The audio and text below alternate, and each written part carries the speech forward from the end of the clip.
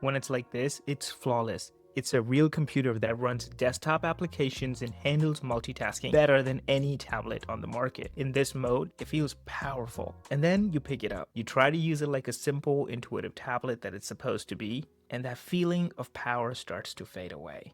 It gets replaced by an entirely different feeling. That feeling, that disconnect, that's what this video is about. Because to me, Windows 11, despite all of its flaws, is a great operating system. And this Surface Pro, on the other hand, is a great piece of hardware. But together, for some reason, they make a pretty bad tablet. And from what I've been able to gather, the reason is simple and obvious. It's Microsoft. Or maybe I should say, it's how Microsoft refuses to commit to the tablet nature of Windows 11. But maybe I'm judging the Surface Pro by an outdated standard. Given the state of tablets in 2025, any tablet is more productive with a keyboard attached. And in that category, Surface Pro has always been the poster child, the first and only true 2-in-1 tablet device. Although this is a year-old tablet, it is pretty close to the latest one that Microsoft is still selling. It has a 13-inch 120Hz HDR display, a built-in kickstand, and two USB 4 40GB ports in addition to the Surface Connect port. At this point, calling it a tablet seems like underselling it. Even though I hate that they took away the 3.5mm audio port, it is still a real computer with a fully upgradable SSD storage. And it runs Windows 11 on ARM. And when you use it like any other computer, it works perfectly. Even though I've mostly covered Apple products on this channel, I'm more familiar with Windows than anything else. And using it on ARM feels exactly the same as using it on my traditional Windows laptop. I have access to everything I expect on Windows: a clipboard history, a native Pomodoro style timer, the ability to run utility applications in the background, and an impressive, very impressive phone link app that pairs with Android phones better than macOS does with iPhone. And of course, the superior multitasking. When that multitasking gets a little too much, Windows has ways for you to hide everything and start afresh, or just swipe away to a completely different virtual desktop. It's a level of control that I just cannot get on another tablet. And on top of all of that, you can play video games for real. Despite being the base model Surface Pro, I've been able to play a few games directly from my Steam library, not streaming, running native games on this computer. Forget about the iPad, that's something even the most powerful Mac devices cannot do. So when you put it all together, the premium hardware, the fully featured OS, add to that a real possibility of gaming, the ability to attach any accessory that you want using the USB 4 ports, it's hard to argue that it is not a laptop replacement. This thing is a powerhouse, but that keyboard, is supposedly optional. Which leads me to believe that Microsoft believes that this is a complete package. From my experience, the reliance on a keyboard and mouse is not an enhancement. It's more like a necessary fix. Unlike an iPad Pro, or maybe even an Android tablet, the keyboard doesn't elevate the experience of a Surface Pro. It fills in the holes in Windows 11 as a tablet OS. Since I used to be one of you, I can already imagine the counter-argument here. The Surface Pro isn't competing with the iPad Pro and its simplicity. Its value is in being the most portable full Windows PC. It runs legacy applications, and there are no other mobile tablets that can match the level of performance that this offers. For those users, the touch problems are a necessary compromise for all that power. The keyboard was never meant to be optional. It's the required interface for any productivity machine, and any touch-friendly features that are here are just nice to have bonuses. And the argument wraps up as the Surface Pro is the best hybrid PC for professionals on the go. And the defense sounds compelling, but it completely falls apart when you look inside the box, or more accurately, what's not inside the box. If the touch issues are a necessary compromise for a powerful PC, the keyboard is mandatory. And yet, Microsoft charges you somewhere between $200 to $500 to give you an ideal keyboard experience. Yes, you can buy a third-party option. You will end up with a bulkier, less convenient Bluetooth option. And with that, the added weight and cost will place you squarely in the high-end, thin and light laptop territory. And it's not just me who's saying that. Microsoft's marketing has also shifted to reflect that as well. Get tablet to laptop flexibility in one powerful PC is what they say. If the two halves are equally as important and core to the value proposition, why is the laptop half hidden behind a massive paywall? While we're talking about expensive accessories, can we talk about the new and downgraded Surface Pen? The old pen was a standalone device with a removable battery. It would would magnetically snap on the side of the Surface Pro. But Microsoft replaced that with a new, but in my opinion, downgraded Surface Slim pen. They removed the magnets from Surface Pro, and now the pen charges when you place it in the keyboard. So an accessory that defines the tablet experience is completely dependent on an accessory that defines the laptop experience. It's a perfect microcosm of the entire problem of this device.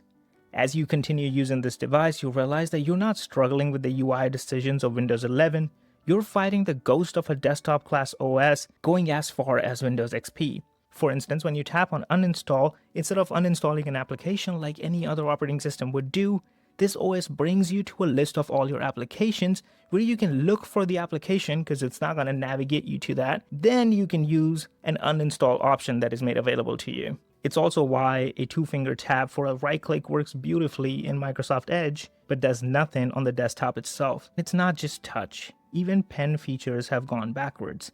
The inking feature that allows you to scribble text in text boxes, back in Windows 10 it used to work with third-party applications as well. But in Windows 11, it is now mostly a Microsoft exclusive feature. And you could hope that Microsoft will fix these issues someday, but Microsoft has been talking about fixing some basic problems for years at this point.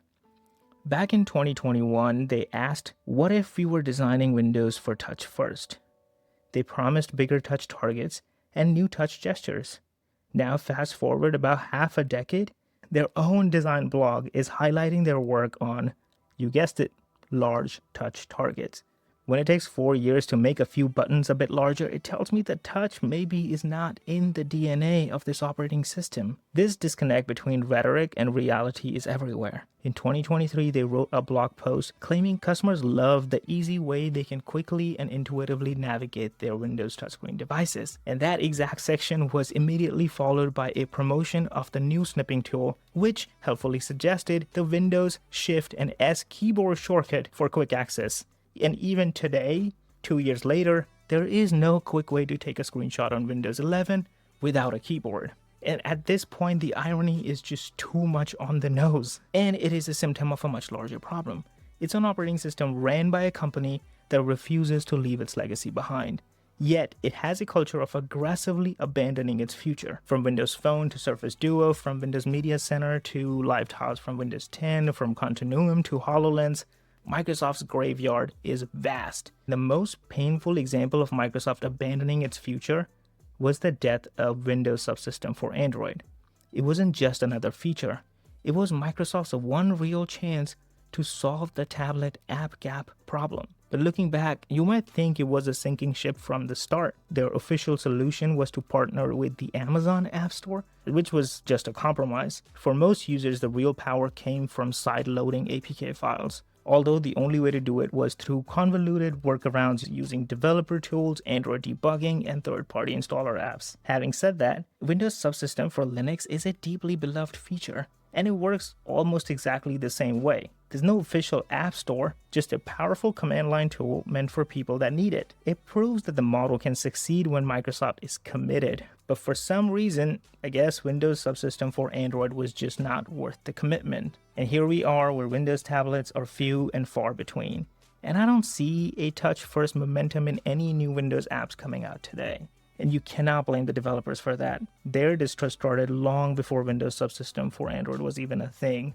They probably lost trust in Microsoft with the original broken promise, the Universal Windows Platform. UWP was the original promise for a touch-first future, a unified framework for building one app that would run beautifully on any device running Microsoft OS. Developers who invested in that dream, built those thoughtful touch-native apps for Windows 8 and 10, were left stranded when Microsoft lost focus and pivoted away from UWP. When addressing concerns around UWP, Microsoft believed in a big tent approach in 2020.